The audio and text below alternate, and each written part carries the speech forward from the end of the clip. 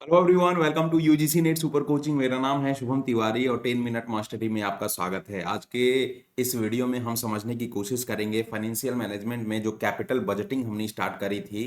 Payback period को हमने almost complete कर लिया था, ठीक है। उसका जो नेक्स्ट मेथड है ना, एवरेज रेट ऑफ रिटर्न, उसको डिस्कस करने की कोशिश करेंगे और पूरी तरीके से समझने की कोशिश करेंगे कि ये होता क्या है, राइट। ये पार्ट नंबर 5 की वीडियो है, ध्यान रखिएगा। चलिए तो स्टार्ट करते हैं। हमने देखा था कैपिटल इवैल्यूएशन टेक्निक, ठीक है, जिसके अंदर हमारे पास नॉन डिस्काउंटेड टेक्निक थे और डिस्काउंटेड टेक्निक थे। नॉन डिस्काउंटेड टेक्निक की बात करें तो हम इसको ट्रेडिशनल मेथड ही कहते हैं। और ट्रेडिशनल में हमने पेबैक को लास्ट क्लास में जरूर पूरा कंप्लीट कर लिया था, आप उसको वीडियो को देख लीजिएगा। आज के वीडियो के अंदर हम एवरेज रेट ऑफ रिटर्न को डिस्कस करेंगे, राइट। क्लियर है? तो चलिए, तो सबसे पहले शुरू करते हैं कि एवरेज रेट ऑफ रिटर्न होता क्या है, राइट। तो देखो, एवरेज रेट ऑफ रिटर्न का मतलब होता है अकाउंटिंग रेट ऑफ रिटर्न या ROI, रिटर्न ऑन इन्वेस्टमेंट। ये तीनों एक मतलब एक ही नाम है, ठीक है। चाहे आप एवरेज रेट ऑफ रिटर्न बोलिए, चाहे आप अकाउंटिंग रेट ऑफ रिटर्न बोलिए, चाहे आप ROI बोलिए, ठीक है। ये एक फाइनेंशियल रेशियो है, ध्यान रखिएगा, जो कैपिटल बजटिंग के अंदर डिसाइड होता है, ठीक है। कैपिटल बजटिंग के अंदर यूज होता है ताकि हम जो प्रोजेक्ट है ना उसके प्रॉफिटेबिलिटी को चेक कर पाए। क्लियर है ना? अब ध्यान रखिए, एवरेज रेट ऑफ रिटर्न होता क्या है। एक बात और याद रखिएगा, जैसे हमने अलग अलग इवैल्यूएशन टेक्निक की बात करी थी, यहां पर आप देख सकते हैं कि जैसे पेबैक पीरियड होता है, नेट प्रेजेंट वैल्यू होता है, इंटरनल रेट ऑफ रिटर्न होता है, या प्रॉफिटेबिलिटी इंडेक्स होता है, ठीक है। तो इन सारे जो भी मेथड है इनके अंदर हम नेट कैश फ्लो का यूज करते हैं, ठीक है। लेकिन एवरेज रेट ऑफ रिटर्न एक इकलौता ऐसा मेथड है ना जिसमें हम नेट प्रॉफिट का यूज करेंगे। अगर कैश फ्लो होगा भी, हमारे पास कैश इनफ्लो होगा भी, तो कैश इनफ्लो से हम नेट प्रॉफिट की कैलकुलेशन करके ही तब कैलकुलेशन करेंगे हम ARR का। क्लियर है? मैं आपको एग्जांपल के थ्रू दिखाऊंगा भी कि कैसे कैलकुलेट करते हैं, राइट। तो बेसिकली एवरेज अकाउंटिंग ये क्या होता है, एवरेज रेट ऑफ रिटर्न क्या होता है कि ये accounting profit is the arithmetic mean of accounting income. जो भी आपने अलग अलग साल में इनकम कमाए हुए होते हैं ना, उसी का मीन होता है बेसिकली आपका average rate of return. Clear है? ये ध्यान रखिएगा। तो ARR इक्वल टू क्या हो जाएगा हमारा, average rate accounting profit upon average investment, ठीक है। आपकी पूरे साल में जैसे 5 साल का प्रोजेक्ट था, तो 5 साल में कितने इनकम आई आपके पास, है ना, उसका आपका एवरेज प्रॉफिट निकाल लेना है। और आपने कितनी इन्वेस्टमेंट करी थी, है ना, उसका एवरेज इन्वेस्टमेंट मतलब कि ओपनिंग इन्वेस्टमेंट क्या था, क्लोजिंग इन्वेस्टमेंट क्या था, अपॉन 2 करिएगा तो आपका एवरेज इन्वेस्टमेंट निकल के आ जाएगा बेसिकली आपका, ठीक है। और ये ध्यान रखिएगा, कैपिटल बजटिंग में हम एक्सेप्शन रिजेक्शन क्राइटेरिया को बहुत ज्यादा जोर देते हैं, राइट।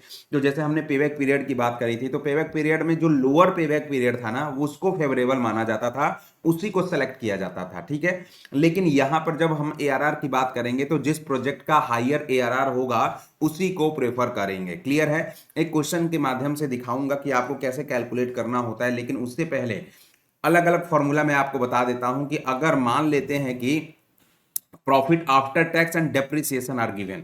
प्रॉफिट आफ्टर टैक्स मतलब प्रॉफिट को माइनस कर दिया गया है, और डेप्रिसिएशन गिवन है क्वेश्चन के अंदर, तो आपका फॉर्मूला क्या बन जाएगा, average annual income after tax and depreciation upon average investment into 100। ये कब के केस में है, जब आफ्टर टैक्स प्रॉफिट है और डेप्रिसिएशन गिवन है। क्लियर? मान लेते हैं जब एनुअल कैश इनफ्लो दिया रहता है तो average annual cash inflow minus कर दीजिएगा वहां से depreciation upon average investment into 100, ये तब फॉर्मूला हो जाएगा, ठीक है। And value of original investment अगर यूज हो रहा है क्वेश्चन के अंदर, तो average annual income after tax and depreciation दोनों को माइनस करना है, क्योंकि दोनों को माइनस करिएगा तभी तो नेट प्रॉफिट आएगा। और नेट प्रॉफिट में से एवरेज इन्वेस्टमेंट को, जो ओरिजिनल इन्वेस्टमेंट है, उसको डिवाइड करिएगा और इंटू 100 कर दीजिएगा, तो आपका ये फॉर्मूला बन जाएगा ARR का, ठीक है। क्लियर है? ये फॉर्मूला हुआ अलग अलग केस में, मैंने आपको बताया। अब यहां क्वेश्चन देख लेते हैं।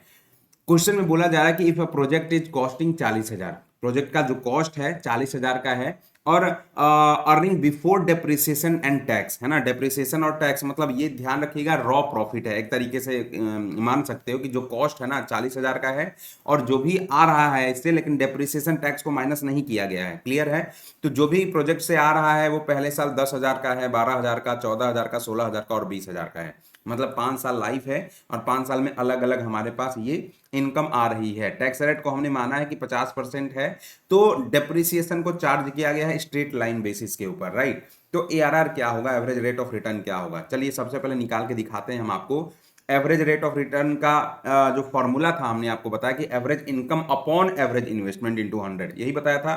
तो एवरेज इनकम कैसे निकालिएगा, आपको ईबीडीआईटी दे दिया गया है। ईबीडीआईटी मतलब earning before depreciation interest and tax, clear है। तो ये दे दिया गया है।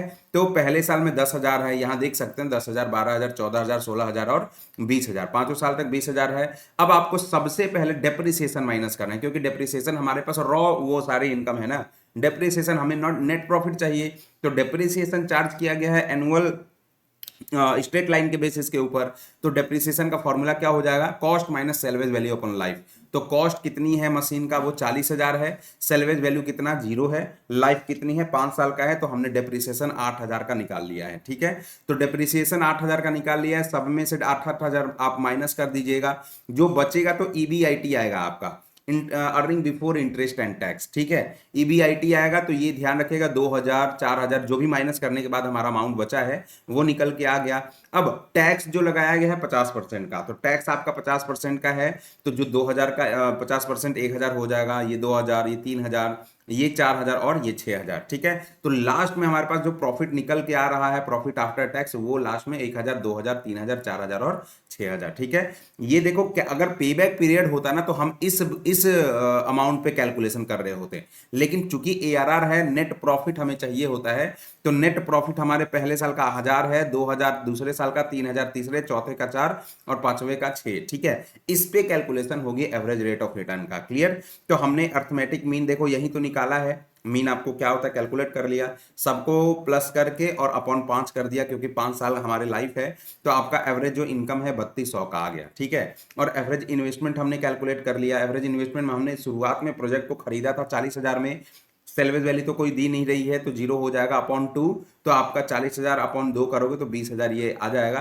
अब डायरेक्ट इस फॉर्मूला को यूज कर लीजिए। एवरेज इनकम आपका निकल के आ गया है 3200 और एवरेज जो इन्वेस्टमेंट है 20,000 का है, तो ये 16% का आपका ARR आ जाएगा, क्लियर है। ये कैलकुलेशन हमने बताया अभी, ठीक है, क्लियर है, ये बात ध्यान रखिएगा। चलिए, अच्छा, एक बात आपके मन में खटक रही होगी, एक बात और ध्यान रखिएगा कि हमने यहाँ पे EBDIT लिखा हुआ है ना, EBDIT लिखा हुआ है यहाँ पे, क्लियर। अगर यहाँ पे इंटरेस्ट भी दिया रहता, बच्चे समझिएगा इस बात को, कि अगर मान लो कि डेप्रिसिएशन दिया है, क्लियर है, टैक्स का अमाउंट भी दिया है कि 50% हम टैक्स करने वाले हैं, और अगर इंटरेस्ट दिया रहता ना, तो इंटरेस्ट अगर अमाउंट दिया रहता तो उसको यूज ही नहीं करोगे यहाँ पे, ये बात ध्यान रखिएगा अच्छे से।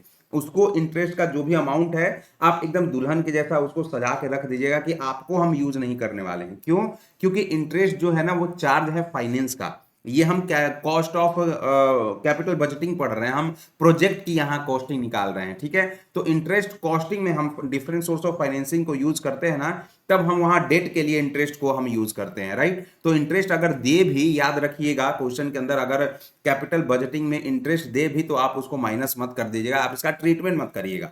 बाकी डिप्रिसिएशन और टैक्स अलाउड है, क्लियर है। चलिए, तो ये कैलकुलेशन हमने आपको सिखा दिया है। चलिए मेरिट की बात कर लेते हैं। देखो मेरिट की बात करें ना तो ये एवरेज रेट ऑफ रिटर्न बड़ा सिंपल मेथड है, बस एक फार्मूला को कैरी करता है और फार्मूला के थ्रू आप आराम से नेट प्रॉफिट को कैलकुलेट करके और आराम से डिवाइड करके एवरेज रेट ऑफ रिटर्न पा सकते हो, ठीक है।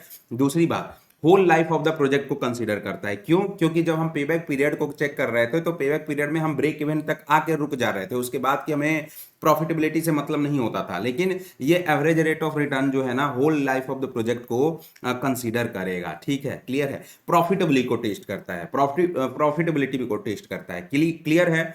ऑब्वियस सी बात है भाई कि हम यहाँ पे प्रॉफिट ही निकाल के सारे कैलकुलेशन कर रहे होते हैं, तो ऑब्वियस सी बात है प्रॉफिटेबिलिटी को ही चेक करेगा। अब consider net income after depreciation, हमने यहीं पे ये बातें जो है ना इससे कनेक्टेड है। हमने पहले ही बोला है कि डेप्रिसिएशन जो आएगा उसको माइनस करिएगा, टैक्स माइनस करिएगा और नेट इनकम पे आपकी इसकी कैलकुलेशन होगी, क्लियर। लॉन्ग टर्म प्रोजेक्ट के लिए ना बहुत ही बड़ा ये यूजफुल मेथड है, क्योंकि आपको डायरेक्ट ये प्रॉफिटेबिलिटी के बारे में ज्ञान दे दे रहा है ना। और इस मेथड को यूज करके वेल्थ का कोई भी इन्वेस्टर होता है, बिजनेसमैन होता है, अपनी संपत्ति का, अपने लॉन्ग टर्म इन्वेस्टमेंट का बड़ा अच्छे से जायजा ले सकता है, ठीक है। चलिए उसके बाद अगर हम बात करें डिमेरिट की, तो demerit of average rate of return क्या बन जाएगा आपका, ये भी मेथड है, do not consider time value of money. हमने पेबैक में भी देखा था और यहां भी देखा है, क्योंकि ये नॉन डिस्काउंटेड टेक्निक है, ट्रेडिशनल मेथड है, टाइम वैल्यू ऑफ मनी को कंसीडर ही नहीं करेंगे। क्लियर। अब दूसरा जो डिमेरिट है कि consider accounting profit not cash inflow. हमने पहले ही से ये चाहे मेरिट बोलिए चाहे डिमेरिट बोलिए दोनों एक ही होता है, क्योंकि हम कैश इनफ्लो पे इसके ट्रीटमेंट कर रहे हैं, कैश इनफ्लो पे ट्रीटमेंट कर रहे हैं क्योंकि हमारे जो प्रोजेक्ट है प्रॉफिटेबिलिटी बड़ा अच्छे से ये बता देता है आपको। क्लियर। तीसरा है कि it is difficult to determine the fair rate on investment. अब देखो इस मेथड में ना ये डिसाइड करना मुश्किल हो जाता है कि इन्वेस्टमेंट पे जो हमें रिटर्न मिलने वाला है वो सही है या नहीं है। ठीक है। नॉर्मली कंपनी का जो टॉप मैनेजमेंट होता है वो एक मिनिमम रिटर्न को डिसाइड करता है, जो प्रोजेक्ट इससे कम रिटर्न देते हैं ना तो उसको एक्सेप्ट नहीं किया जाएगा, ये बात ध्यान रखिएगा। तो इसीलिए फेयर रेट ऑफ इन्वेस्टमेंट को ये मेथड जो है चेक नहीं करता है।